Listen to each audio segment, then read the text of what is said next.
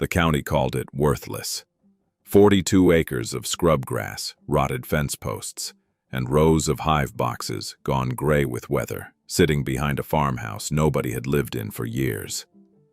That was the joke that traveled through Bragg Hollow the week Margaret Doyle found out what her great-uncle had left her. People laughed at church. They laughed at the feed store. A dead man's bees, they said, and not even good ones. She almost didn't go. There was nothing in the paperwork that suggested otherwise. Nothing in the lawyer's flat voice or the thin manila folder to make the drive worth the gas money. But something in her, some old stubborn thread, pulled her down Route 9 and onto a gravel road that hadn't seen a grader in a decade. The land got quieter with every mile. So did she.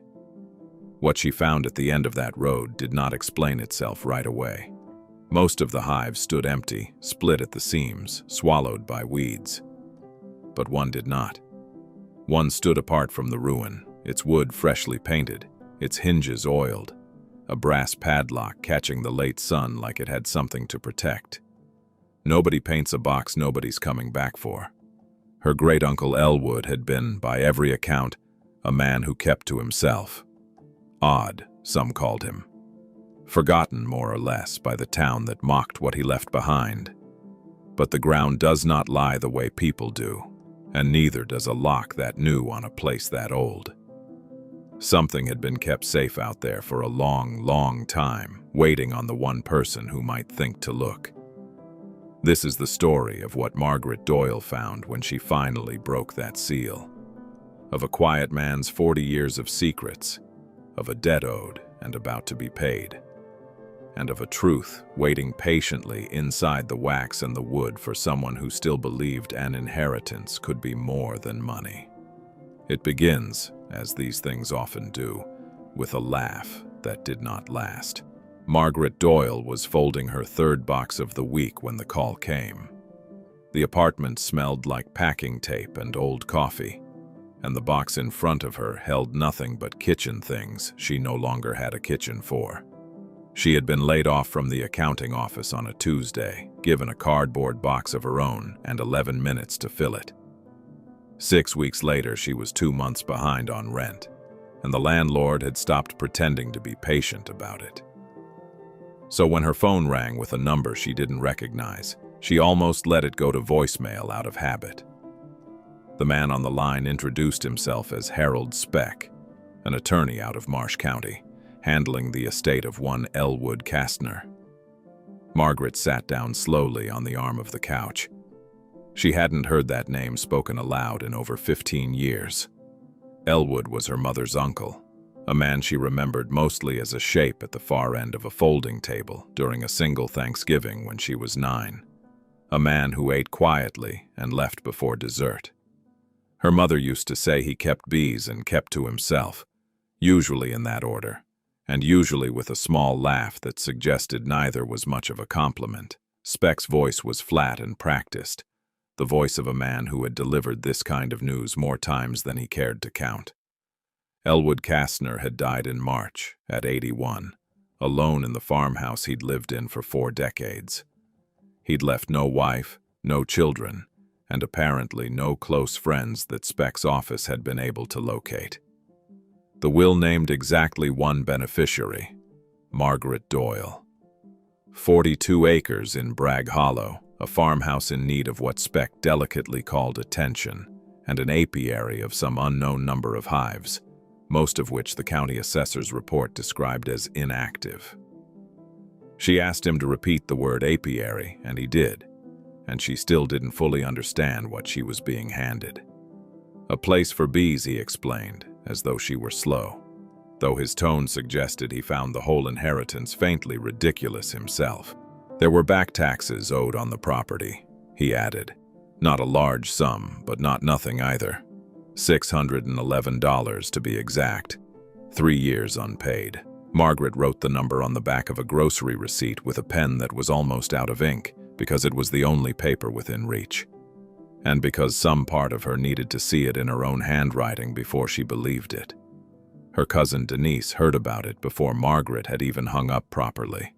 The way news traveled in a family that gossiped faster than it visited. Denise called that same evening, laughing before Margaret had finished 2 sentences. "A bunch of old bee boxes and a falling down house," Denise said. "That's about right for Uncle Elwood, wasn't it? The strange one nobody bothered with." She said it kindly enough, the way people say cruel things when they think the cruelty is aimed at a dead man and not the woman on the other end of the phone. Margaret laughed along with her, a little because it was easier than not laughing, and because 42 acres of nothing did sound like exactly the kind of joke life liked to play on her lately. At the unemployment office the next morning, she mentioned it to the man at the counter while he processed her paperwork, mostly to fill the silence. He looked up from his screen with real interest for the first time in 3 visits. "An apiary," he repeated, like that meant something to him specifically. His brother kept 2 hives behind a hardware store outside Willow Creek, he said, and a good honey year could bring in more than people expected. Margaret nodded politely and didn't believe a word of it. She had pictured beehives exactly once in her life, in a children's book, and remembered mostly the cartoon stingers and nothing about money. Still, she couldn't stop turning the numbers over. $611 in back taxes was manageable, barely if she skipped the electric bill for a month. And whatever the land was worth, even scrubland, even land nobody wanted, it was more than the $9.40 currently sitting in her checking account. She had learned in the last 6 weeks not to say no to anything that might put a roof over her head come winter. Even a roof that supposedly belonged to a dead beekeeper she barely remembered. She called Speck back 2 days later and told him she wanted to see the property before she signed anything. He seemed mildly surprised, as if most people in her position simply took the deed and sold whatever they could as fast as they could. He gave her an address that wasn't really an address so much as a set of directions. Route 9 to County Road 218. Past the old grain elevator. Look for a leaning mailbox with the name Kastner still legible if the paint hadn't peeled entirely. He warned her, almost as an afterthought, that the place hadn't been maintained in years. "Nobody's been out there much since he passed," Speck said. "Neighbors mostly leave it be." That phrase stuck with her longer than it should have. Neighbors mostly leave it be.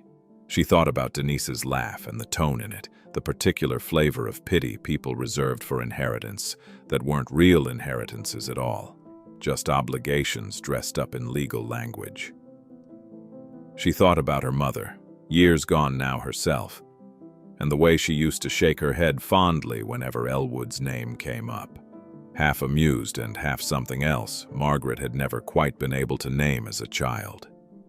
On the 3rd night after the call, unable to sleep, Margaret sat at her kitchen table with the grocery receipt still taped to the refrigerator and pulled up whatever she could find about beekeeping on her laptop, the screen too bright in the dark apartment.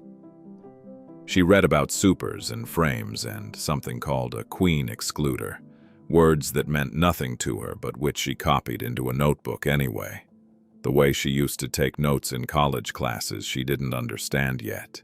She told herself she was only doing research so she could sell the place for a fair price. She told herself the laughing didn't bother her, but somewhere underneath the practical arithmetic of taxes and rent and an empty refrigerator, something else had lodged itself, small and stubborn, refusing to be laughed away. A man had spent 40 years alone with those hives, and nobody in the family had ever asked him why. Margaret closed the laptop before she could finish reading about swarm behavior and sat for a long while in the dark, the receipt with its handwritten number glowing faintly white on the refrigerator door. Saturday, she decided. She would drive out on Saturday and see it for herself, whatever it turned out to be. The Marsh County Records Office occupied the basement of a courthouse built in 1931, and it smelled the way old paper smells, dry and faintly sweet, like dust that had given up trying to settle. Margaret arrived Friday morning, the day before her planned drive out to the property, because she had decided she wanted to know something about Elwood Kastner before she stood on his land. A clerk named Priscilla Anders pulled the file without much ceremony, a thin manila folder held together with a rubber band gone brittle with age. It was lighter than Margaret expected a person's whole recorded life to be. The folder held a deed dated 1983, transferring the 42 acres from a man named Walter Kastner to his son, Elwood.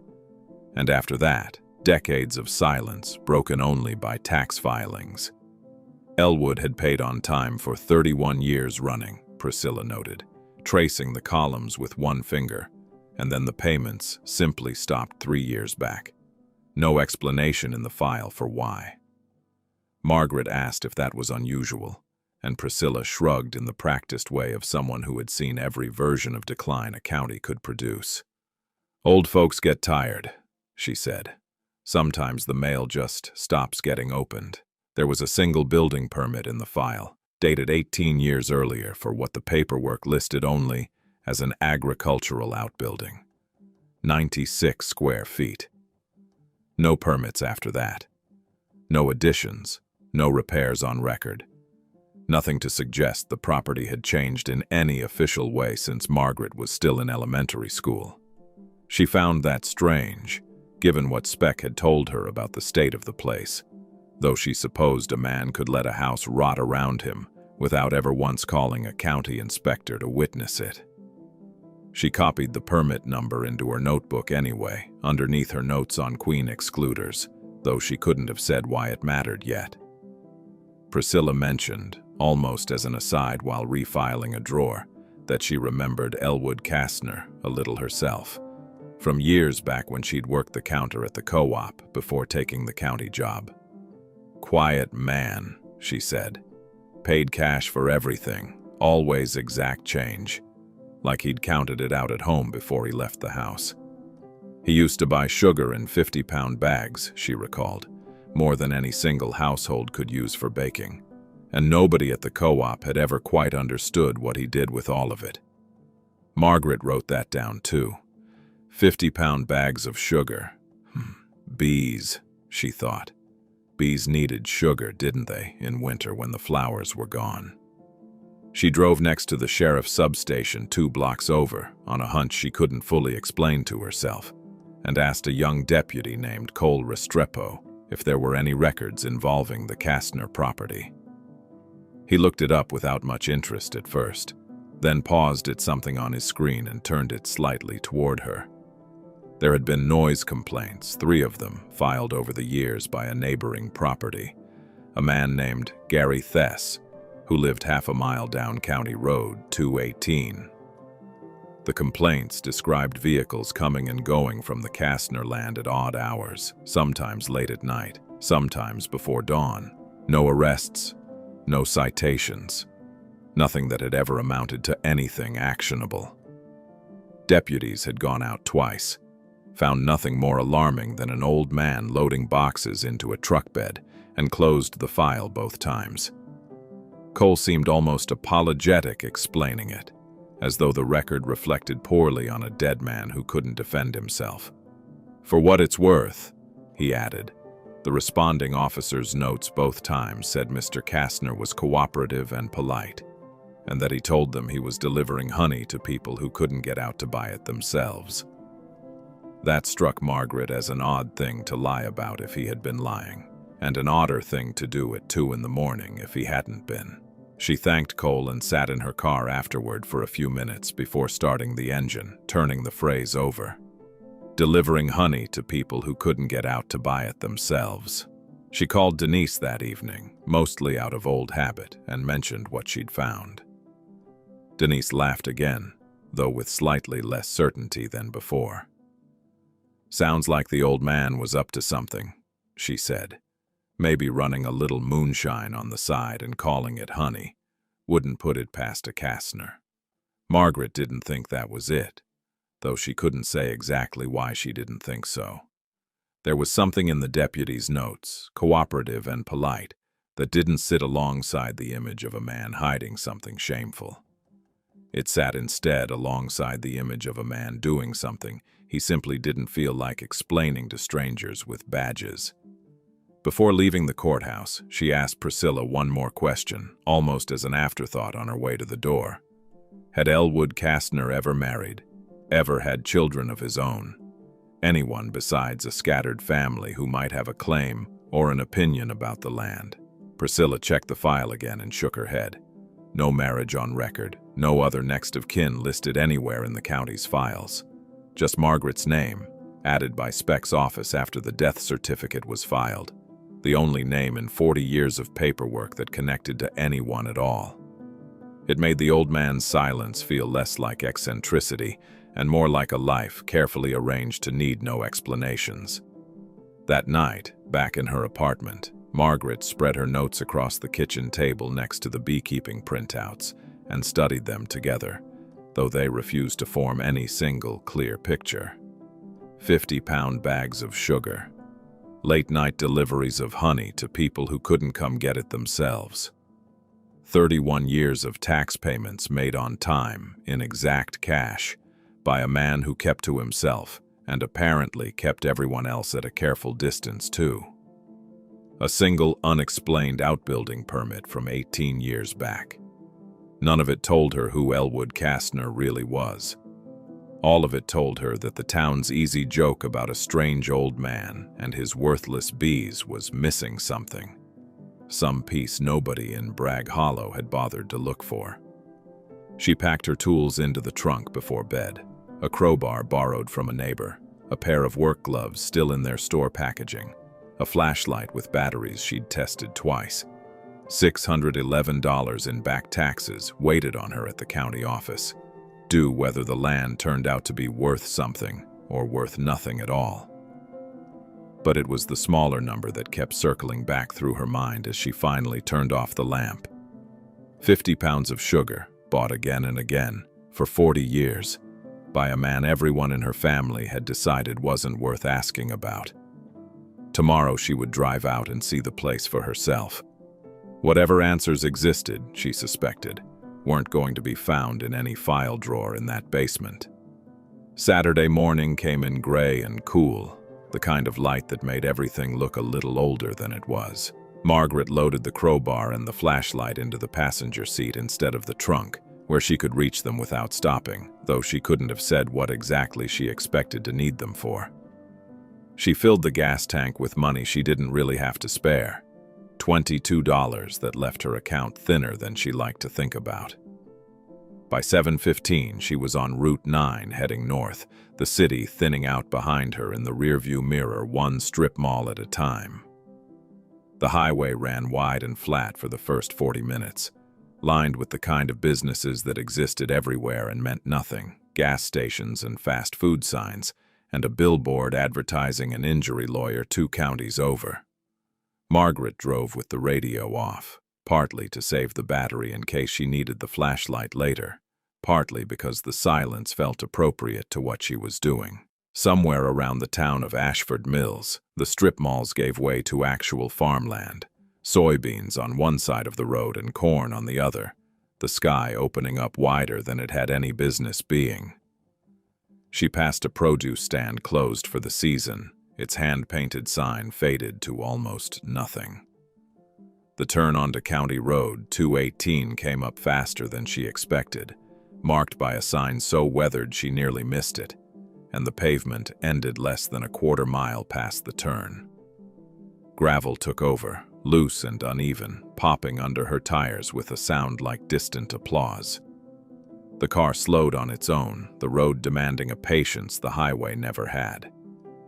Fields gave way to trees on both sides, old oaks and hickories that leaned in over the road until their branches nearly touched, and the light dimmed the way it does under a heavy roof.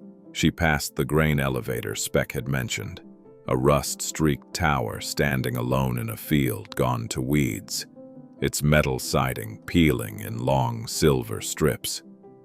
Nothing moved near it except a hawk that lifted off the top rail as she passed, unhurried, like it had all the time in the world and no particular interest in her arrival.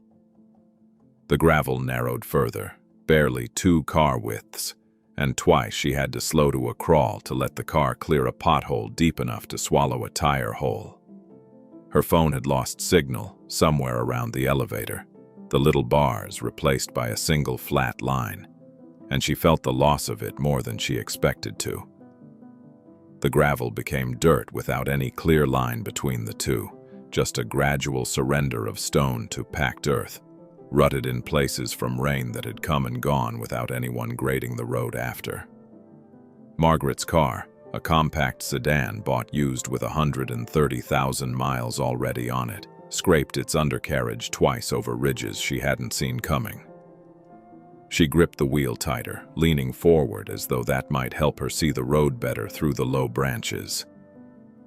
The world had been narrowing steadily since she left the highway, lane by lane, mile by mile, until it felt like the road itself was closing its hand around her. She almost missed the mailbox entirely, tucked as it was into a stand of sumac gone rust-colored with the season. But the shape of it caught her eye at the last second. A leaning post with a box tilted almost 45 degrees off true. The paint had peeled down to bare metal in most places, but along the side, in a strip that had somehow survived the weather, she could still make out 4 faded letters: K, A, S, T. The rest had flaked away entirely, but it was enough. She slowed the car to a stop in the middle of the dirt road, no other traffic behind her or ahead of her for as far as she could see, and sat for a moment with both hands still on the wheel. The drive that led off the road toward the property was barely a drive at all anymore. 2 tire-worn tracks with a ridge of grass grown up between them, tall enough in places to brush the underside of the car. Margaret turned in slowly, wincing at every scrape and thump from below, and let the car creep forward at walking pace.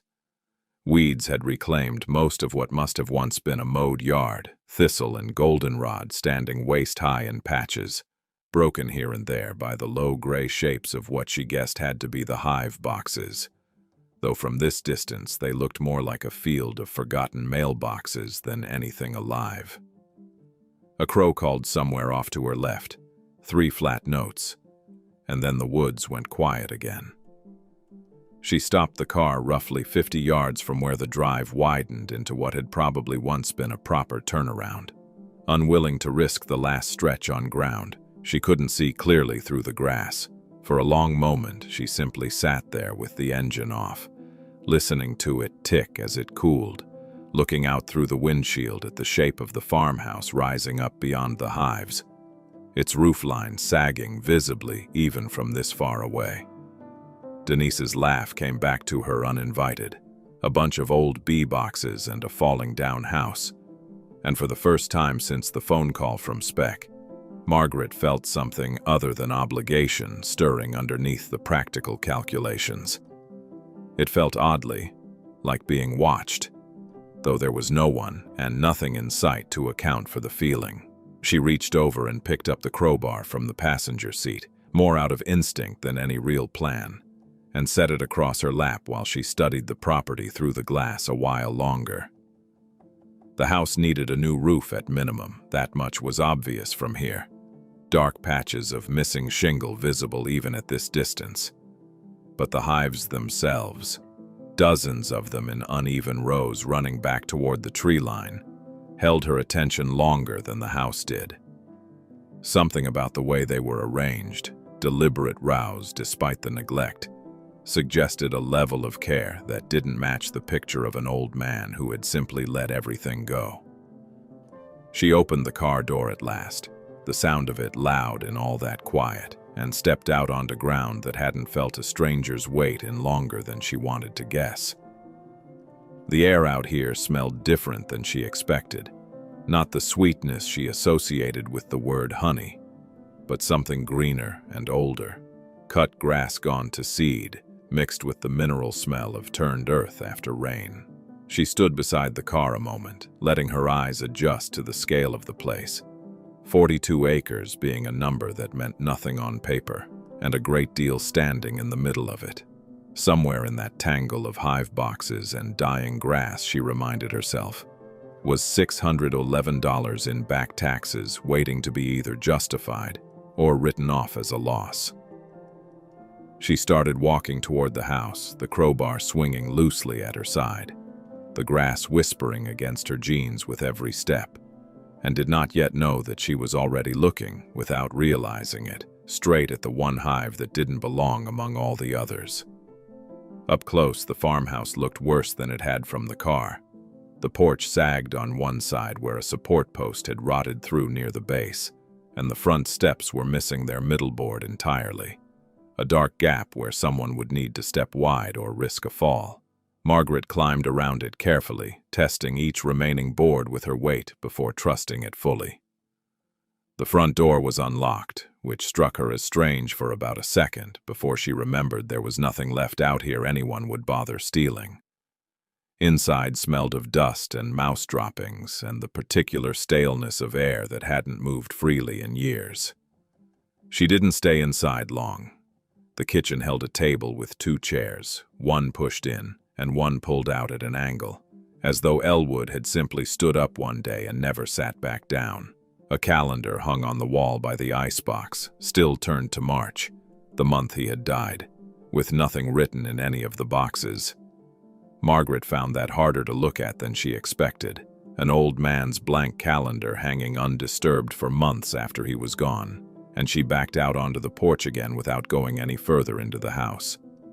Whatever answers she needed, she suspected, weren't going to be found among his unwashed dishes.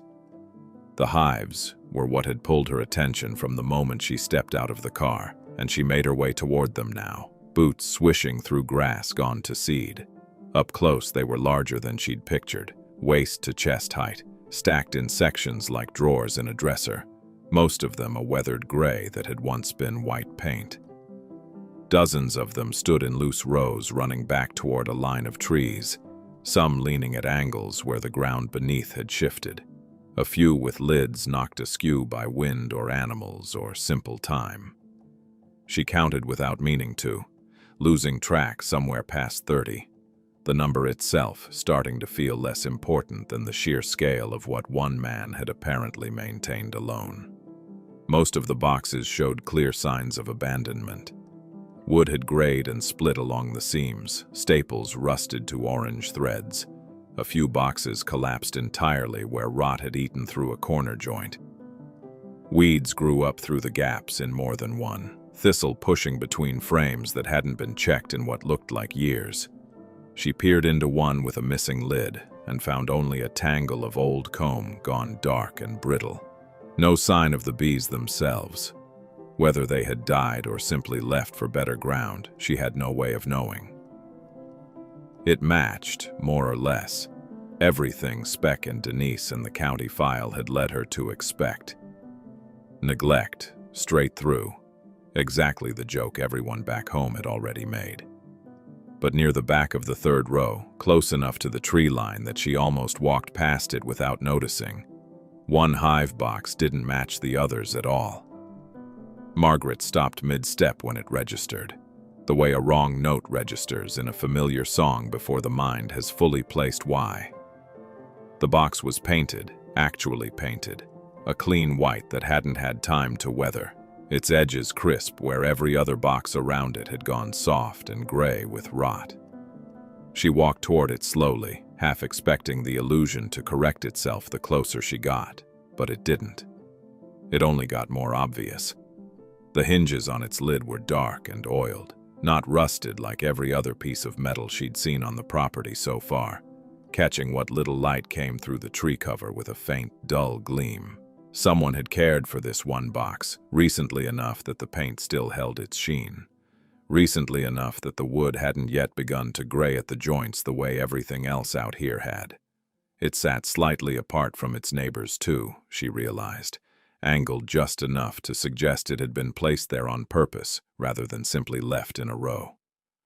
Margaret crouched in front of it, running her fingers along the seam where the lid met the body, and felt the smoothness of fresh paint under her fingertips, instead of the rough decay she'd touched on every other box.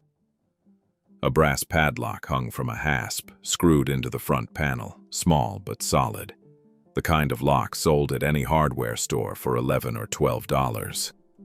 It too looked recent, its surface still bright rather than dulled with tarnish. no green creeping in at the edges the way it would after even a single wet season left outdoors. Margaret sat back on her heels and studied it a long moment, the crowbar forgotten in the grass beside her.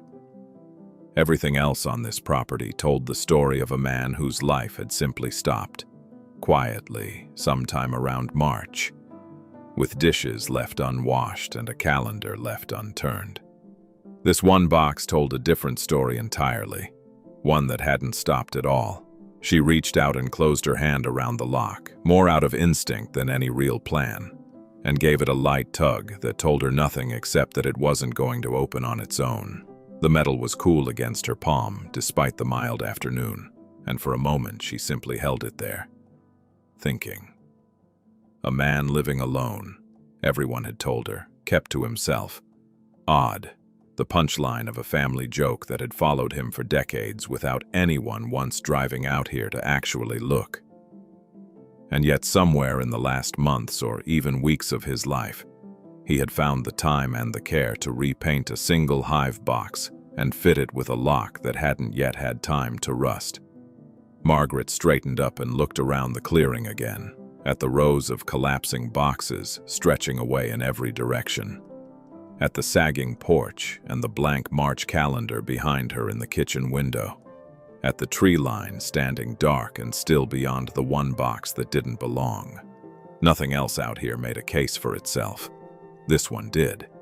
She thought of the sugar, 50-pound bags bought again and again for reasons nobody at the co-op had ever understood, and of the deputy's notes about a cooperative old man delivering honey at strange hours to people who couldn't come get it themselves.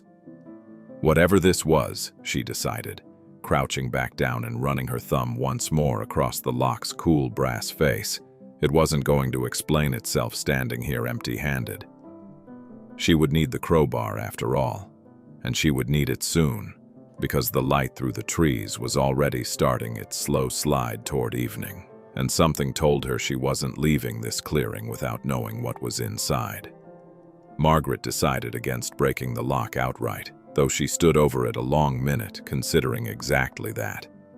A padlock could be replaced. The box itself, freshly painted and clearly tended, felt like something she shouldn't damage more than necessary to see inside. She circled around to the back panel instead, running her hand along the seam where the rear wall met the base, and found what she was looking for. A second, older access point that predated whoever had repainted the front. A row of screws, 4 of them, held a small hinged panel shut, its hinges gone stiff with rust, unlike the bright ones up front. She went back to her car for the rest of what she'd brought. A screwdriver with an orange handle, worn smooth from her father's old toolbox. Work gloves, still creased from the store packaging, and the flashlight, though the afternoon light was still strong enough that she didn't yet need it. Kneeling in the grass, she fit the screwdriver head to the first screw and found it seized, solid, decades of rust welding it into the wood. She braced her knee against the box for leverage and pushed, twisting until her wrist ached, until finally something gave with a low grinding sound, and the screw turned a 1/4 inch. 3 more screws waited after that one, each fighting her a little less than the last. Sweat had started along her hairline by the time she freed the second screw, the mild afternoon warmer than it looked in the shade of the tree line.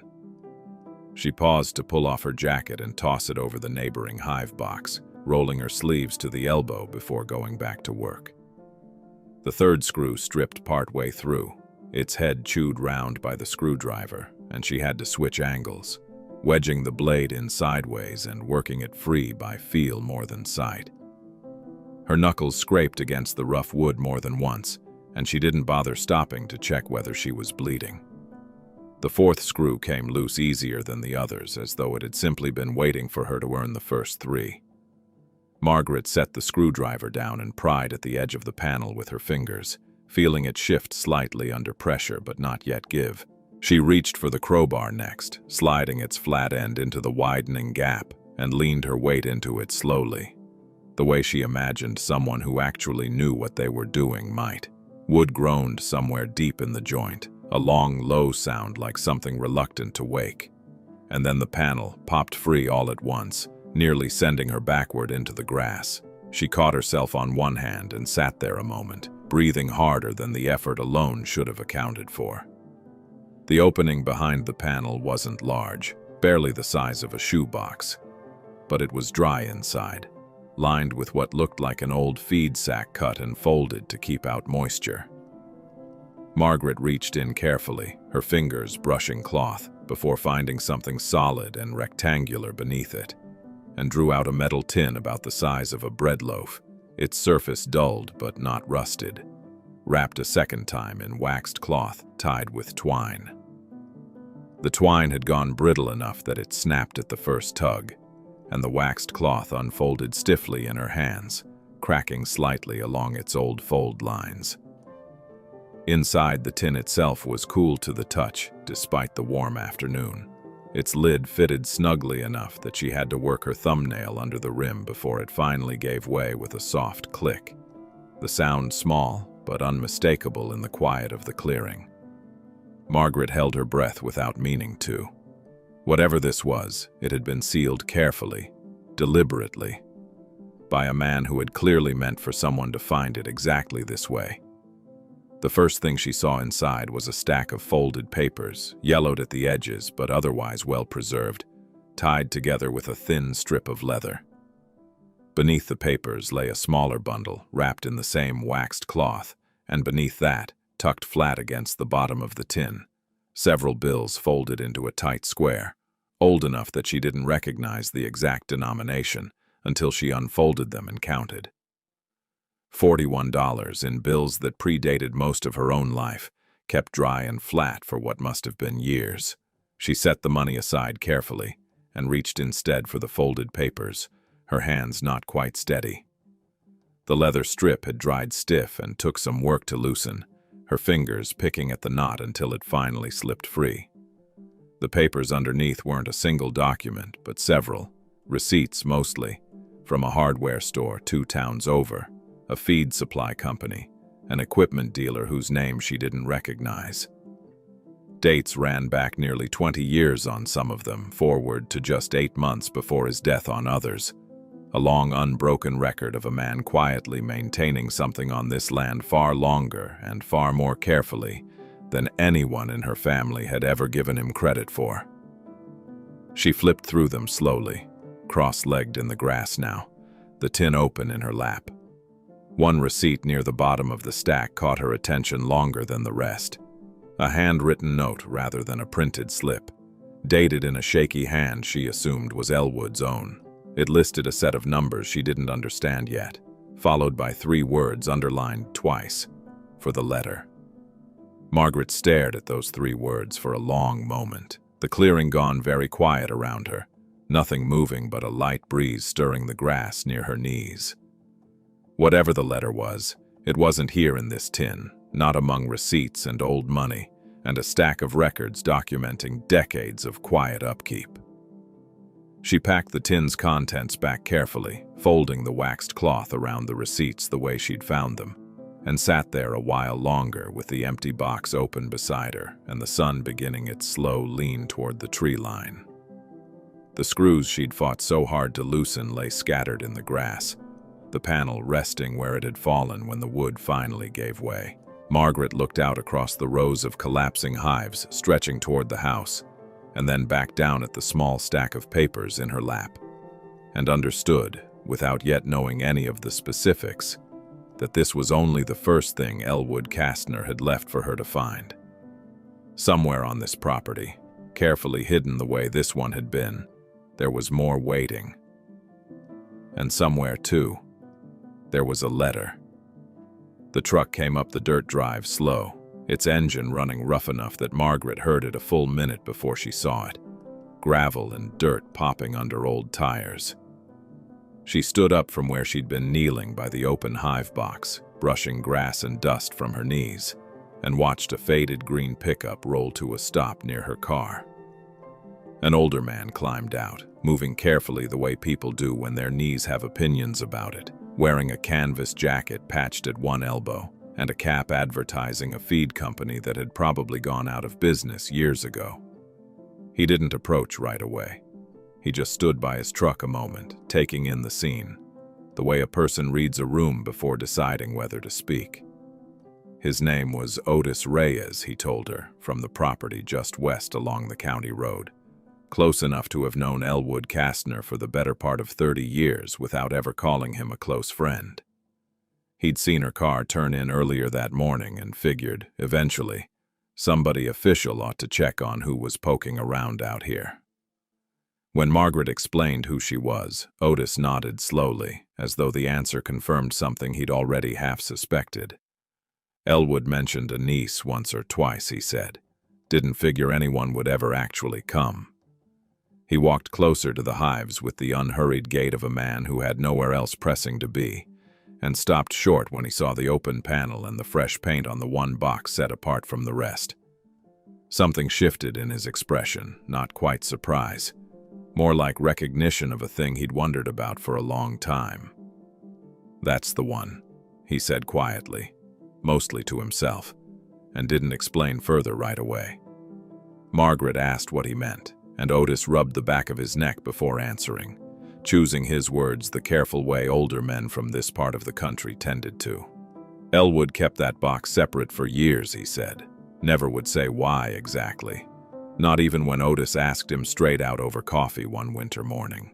Otis had kept his own hives for over 4 decades before arthritis in his hands finally forced him to give most of them up 2 years back. And it showed in the way he moved through the clearing now, reading the rows without seeming to try. He pointed out details Margaret hadn't noticed on her own, which boxes were merely neglected and which had likely been empty for years, which frames still showed old comb worth salvaging, and which were beyond anything but burning. He crouched by one collapsed hive and lifted a broken frame free with 2 fingers, turning it in the light, and shook his head slightly at what he saw there. "Wax moths," he said, "and worse. This one's been gone a long while." He offered his help without Margaret asking for it in the plain, sideways manner of a man who'd rather do a thing than talk about doing it. He'd bring by an extra smoker he had sitting unused in his barn, he said, along with a hive tool and a spare veil that used to belong to his wife before she passed. When Margaret started to ask what she owed him for any of it, Otis waved the question off before she finished the sentence, the gesture small and final. "Don't worry about that," he said, and went back to examining the nearest hive as though the matter were already closed and not worth revisiting. If you're just discovering this channel, consider subscribing, so you don't miss what Margaret found waiting in the boxes that came after this one. They worked together for the better part of an hour, Otis walking her through the basics of what she was looking at, frame by frame, box by box. He showed her how to check for a queen without disturbing the colony too badly. Though most of the active hives they found were sparse this late in the season, barely holding on. 12, he counted eventually. Out of what looked like nearly 60 boxes total, still had bees worth saving. The rest gone to time and neglect the way untended things generally go. 12 wasn't nothing, he told her, catching the look on her face. 12 was actually more than he'd expected, given how long the place had sat untouched. At one point, Margaret asked him directly what kind of man Elwood had really been, since everyone in her own family only seemed to know the joke version, the odd hermit with his worthless bees. Otis considered the question a long moment before answering, watching a bee land and lift again from a nearby blossom. "Quiet," he said first. "Quieter than most men get away with being out here." "But he showed up," Otis added, "when it mattered, more than once, in ways he never talked about and never seemed to want thanked for." Margaret waited for him to elaborate, but Otis only shrugged, as if the rest wasn't his to tell. She mentioned the receipt she'd found, the 3 underlined words for the letter, and watched something flicker across Otis's face, brief but unmistakable. He knew something about it, she could tell, though whether he understood the whole of it or only a fragment, she couldn't say yet. All he offered was that Elwood had spent a good deal of time these last couple years writing things down, evenings mostly, sitting on that porch with a legal pad and a pen that Otis used to tease him about, since the man wrote everything longhand like it was still 1950. Whatever he was writing, Otis said, he never once let anybody read it. Before he left, Otis walked the property line with her, pointing out where the fence needed mending and where the well pump likely still worked if she cleared the debris from the intake. He promised to bring the smoker and the hive tool out within the week, and this time, when Margaret tried again to pay him something for his afternoon, he simply climbed back into his truck without answering, rolling down the window, only after the engine turned over. "You'll figure out soon enough what this place is worth," he told her, "and it isn't going to be about money." Then he pulled out slowly down the dirt drive, gravel popping under his tires, leaving Margaret alone again in the clearing with the sun dropping lower behind the tree line and a growing certainty that she had only found the smallest piece of whatever Elwood Kastner had left behind for her to uncover. Otis's truck had barely disappeared down the dirt drive before Margaret turned back to the one hive box that had started all of it, the receipt's 3 underlined words still sitting in her mind. For the letter, she had already searched the space behind the rear panel thoroughly, finding nothing more than the tin she'd already opened, but something about the way the box had been built nagged at her now that she looked at it with Otis's lesson fresh in her ears. He'd mentioned, almost in passing, that old-timers sometimes built false bottoms into equipment boxes, a habit left over from leaner decades when a man didn't trust banks any further than he could see them. Margaret knelt again in the grass and ran her palm slowly along the interior floor of the hive body. The bottom board gave, very slightly, under pressure from her fingertips, a give that shouldn't have been there in solid pine. She worked her fingernails along the seam where it met the walls and found a hairline gap disguised beneath a thin bead of old caulk, painted over to match. It took the screwdriver and a good deal of patience to work the board free without splitting it, but it finally lifted clear with a soft groan, revealing a shallow compartment built into the box's true bottom, no more than 3 inches deep, lined again with waxed cloth. Inside lay 2 things: a cloth sack, heavier than its size suggested, and a second, larger tin, flatter than the first, wrapped in the same careful waxed cloth and tied with the same brittle twine. She opened the cloth sack first, working the drawstring loose with fingers that had gone a little unsteady. Bills spilled softly into her palm, worn but intact, more than she'd expected to find anywhere on this property. She counted them twice to be sure, sitting back on her heels in the fading light. $61,400 in bills of varying age, banded in stacks of 1,000 with rubber bands that had mostly given up their elasticity. Margaret sat very still for a long moment, the money loose in her lap. The clearing gone quiet around her except for the low hum of the 12 surviving hives settling into evening. The flat tin waited beside her, and she made herself set the money aside before opening it, some instinct telling her the order mattered. The lid came free easier than the first tins had, and inside, resting on a folded square of the same feed sack cloth, lay a stack of pages covered edge to edge in the same shaky longhand Otis had described, dated at the top of the first page, April 14th, 3 years back, the same year the tax payments had stopped. Margaret lifted the pages out carefully, settled herself against the base of the neighboring hive box, and began to read as the light went gold and then amber through the trees. "Margaret," the letter began, "if you are reading this, then I am gone, and you have done something nobody else in this family ever managed to do, which is drive out here and actually look. I want you to sit down somewhere quiet before you read the rest of this, because it is going to take some time, and I never was a man who could say a thing quickly if I could say it slow instead.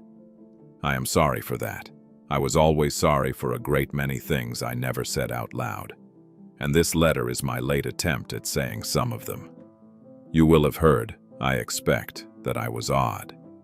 Your mother used to say it kindly, and others less kindly, and I never much minded either way, because the truth of a man is rarely the story other people tell about him.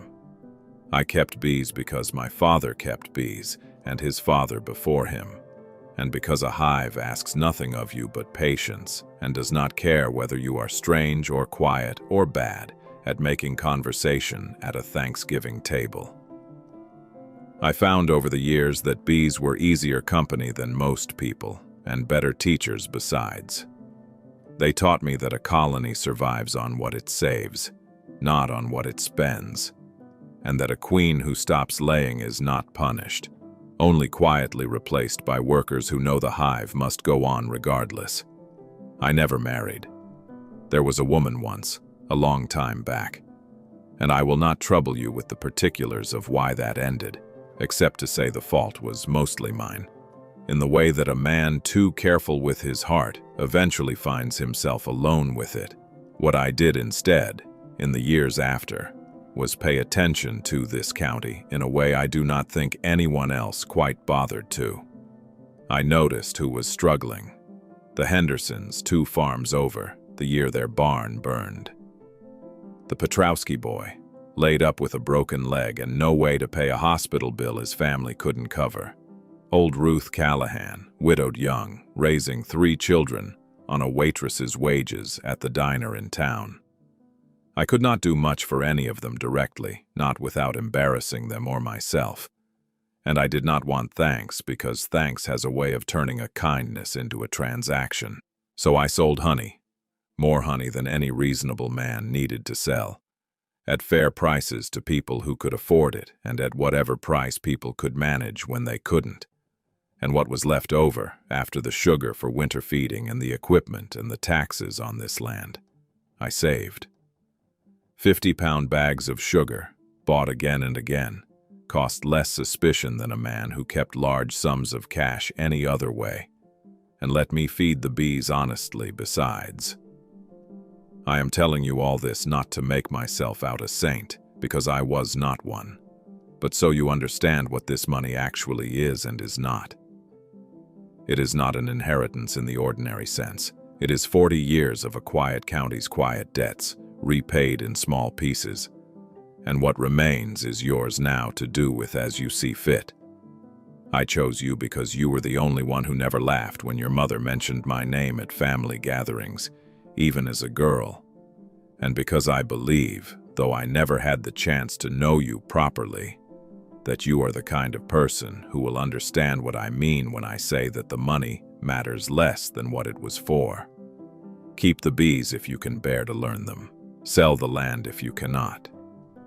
But whatever you do, Margaret, do not let anyone tell you this was ever worthless, because worthless is only ever what people call the things they never took the time to understand. There is more to find here than what is in this tin, though I will let you discover the rest of it the same slow way I hid it, because I think a thing found slowly is trusted more than a thing simply handed over. Take care of the 12 hives that are left. Ask Otis Reyes for help, if he is still living when you read this, and do not let him refuse payment for it more than once.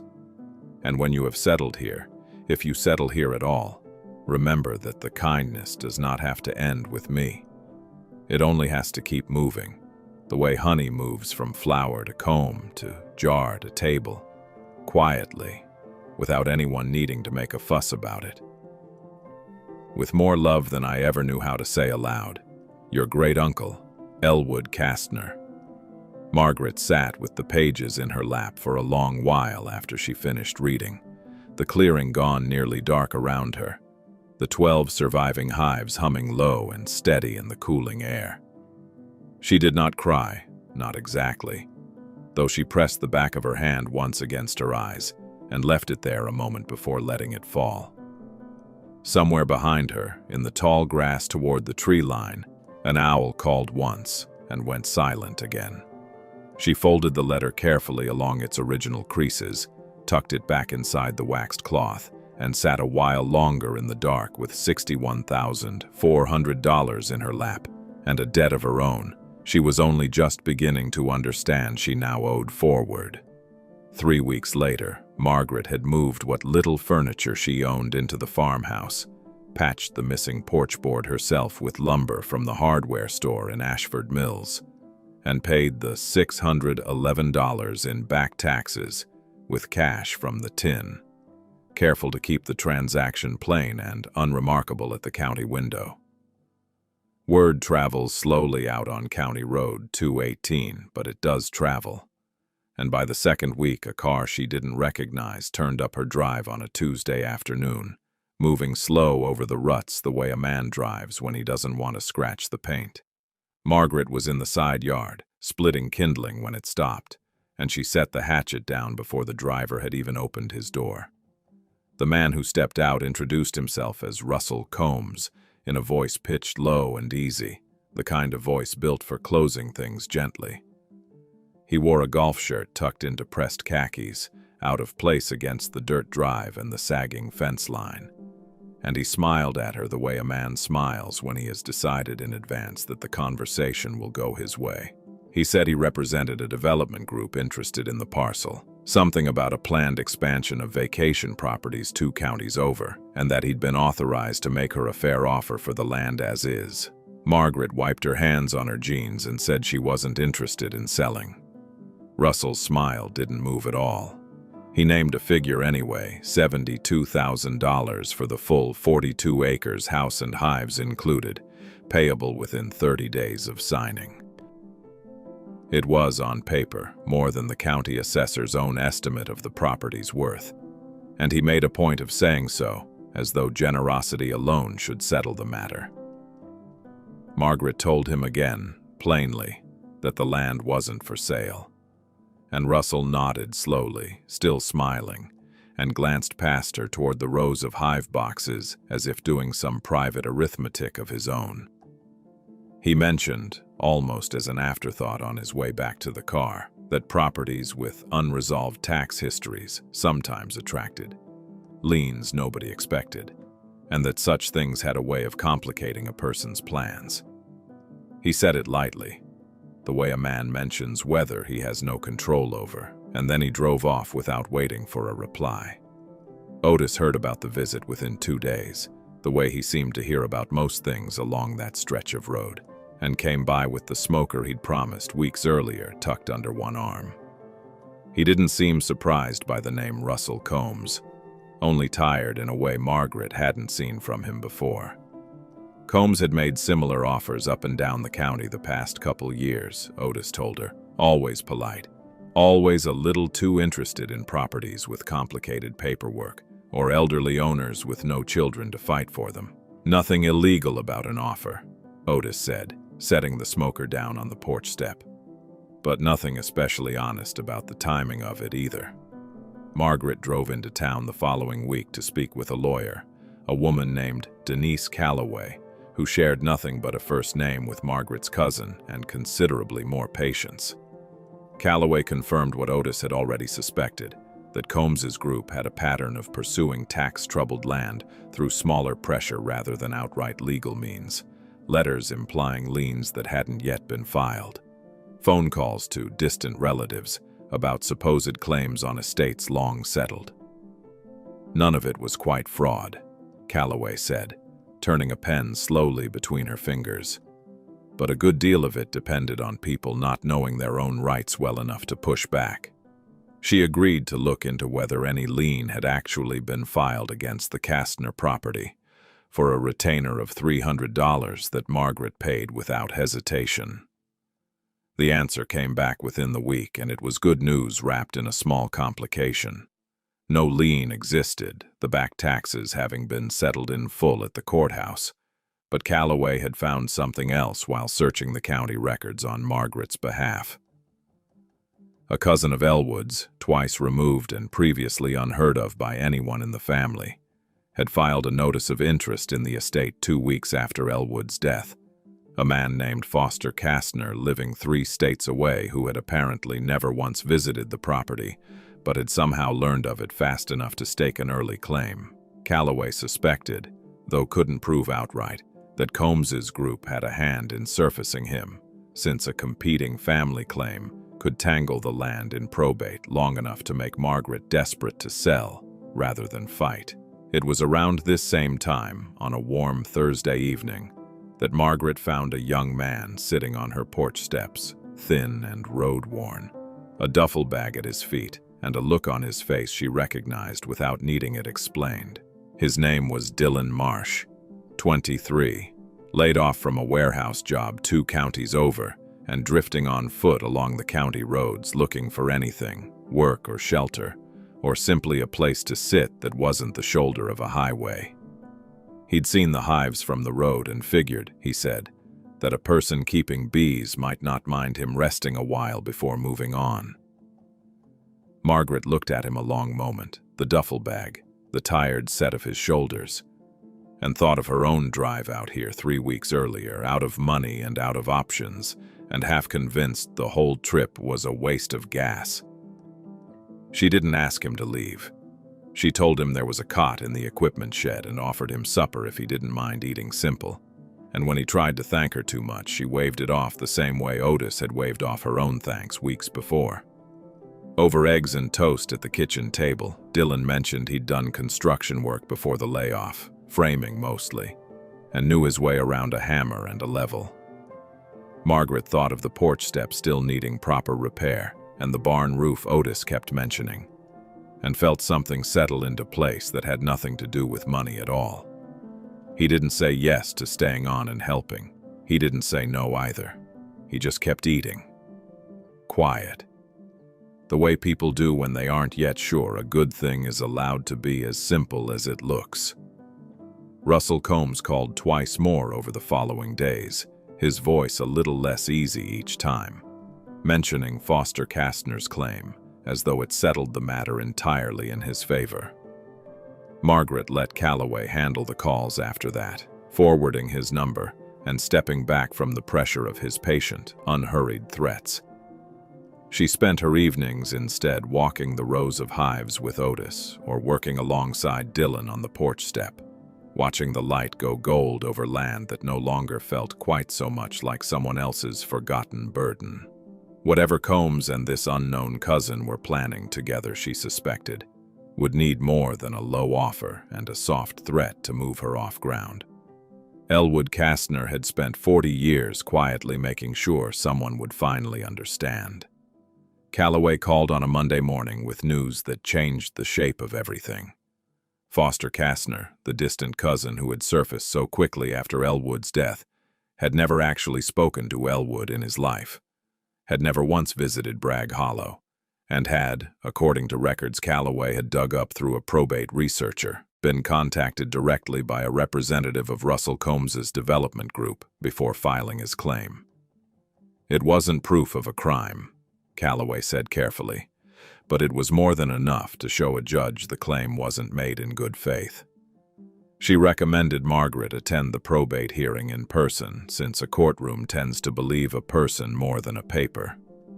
Word of the hearing spread through Bragg Hollow faster than Margaret expected, faster than seemed possible for a town that had barely known Elwood Kastner's name a month earlier. Otis mentioned it at the feed store. Priscilla mentioned it at the courthouse. By the time Margaret arrived at the county building on the appointed Thursday afternoon, the small gallery behind the hearing room was nearly full. Faces she recognized from the diner and the hardware store, and a few she didn't recognize at all, sitting quiet and attentive in folding chairs. Foster Kastner did not appear in person. His attorney did, thin-voiced and unprepared for the room he found himself in. What came out over the next hour surprised even Margaret, who thought she already understood the shape of what her great-uncle had done. Ruth Callahan, gray-haired now and leaning on a cane, stood up uninvited during a recess and told the judge, in a voice that shook only slightly, that Elwood Kastner had quietly covered her family's grocery bill at the general store for the better part of 2 years after her husband died, an arrangement the store owner had kept confidential at Elwood's request. A younger man named Petrowski, walking without any trace of a limp now, said Elwood had shown up at the hospital the week of his accident and paid down a bill the family couldn't have managed on their own, refusing even then to let anyone thank him properly. One by one, without any planning that Margaret could see, more people rose to add small pieces of the same picture. A roof repaired anonymously after a storm. A tank of propane delivered every winter to a widow 3 farms over, no bill ever sent. A scholarship fund at the county community college that nobody had ever been able to trace back to a donor, though 2 people in the gallery now guessed, aloud, exactly whose money it likely was.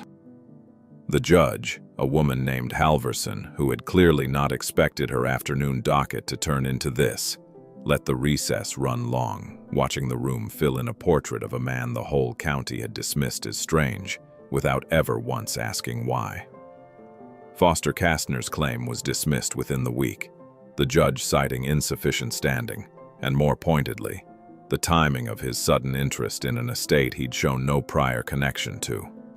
Russell Combs did not return to the property again, though Calloway mentioned hearing secondhand that his group had quietly withdrawn its offer and moved its attention to other tax-troubled parcels further south. Margaret felt less triumph over any of it than she expected to, standing outside the courthouse afterward in the late afternoon sun, surrounded by people who had known her great-uncle better, in the end, than she ever had. What she felt instead was something closer to inheritance in the truest sense, a debt of understanding finally settled. Back at the farmhouse, the work continued at its own unhurried pace through the following weeks. Dylan stayed on. The cot in the equipment shed traded eventually for the small back bedroom. Margaret cleared out and fixed up herself, paid a fair wage now for framing work on the barn roof and, increasingly, for learning the hives alongside Otis, who seemed to have taken a quiet liking to teaching someone willing to listen. The 12 surviving colonies grew steadier through the summer, joined eventually by 4 new ones Margaret ordered from a supplier 2 counties over, paid for out of what remained of the $61,400, the rest of it set aside deliberately, untouched, waiting on a purpose she was still working out. She found that purpose in the end, without having to search very hard for it. The scholarship fund at the community college, the one nobody could ever trace, got its first identified benefactor that September, though Margaret insisted, the way her great-uncle apparently always had, that her name stay off any plaque or letter. She covered a stranger's hospital bill the way Elwood once had, quietly, through the same discreet arrangement the general store owner remembered handling for him years before. It did not feel like generosity so much as continuation, the honey moving from flower to comb to jar to table, exactly the way the letter had said it should. On a cool evening in October, Margaret sat on the porch step Dylan had rebuilt months earlier, a jar of the season's first honey harvest resting on the rail beside her, its color deep amber in the last light. Otis had gone home an hour before, tired but satisfied after a long day checking frames. Dylan sat a few steps down, quiet, watching the bees settle for the night the way he'd learned to watch them, patient and unhurried. Margaret turned the jar slowly in her hand, catching the fading sun through the glass, and thought of the calendar still hanging in the kitchen, turned now to the correct month at last. A car she didn't recognize slowed on the county road below, then turned in cautiously at the mouth of the drive, headlights catching the rows of hive boxes standing straight and cared for in the dusk. Margaret watched it come, unhurried, the way Elwood himself might have watched from this same step decades before. Whoever it was, whatever they needed, she suspected she already knew what she was going to do about it. Some inheritances were land, and some were money, and some, she had come to understand, were simply the quiet responsibility of paying attention to who was struggling nearby. The porch light clicked on behind her, warm and steady, and out in the near dark, the last bees of the evening drifted home to the hives one by one, until the whole clearing settled into stillness.